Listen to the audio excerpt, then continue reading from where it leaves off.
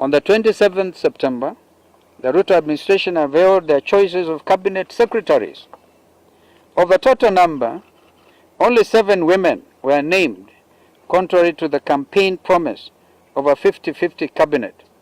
I hear there was an MOU to name from the clergy, members of the clergy, CS for religious affairs. It could be another breach of an MOU. Moreover, the selection of cabinet secretaries, some of whom have amazingly active criminal cases, is unquestionable. What are you asking our parliamentarians to do?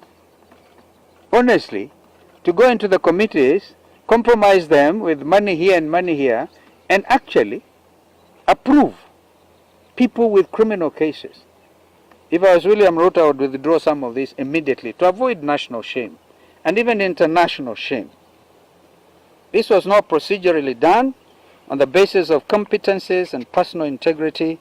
We shall direct our MPs to withhold approval of those who do not meet the Chapter 6 threshold of our Constitution.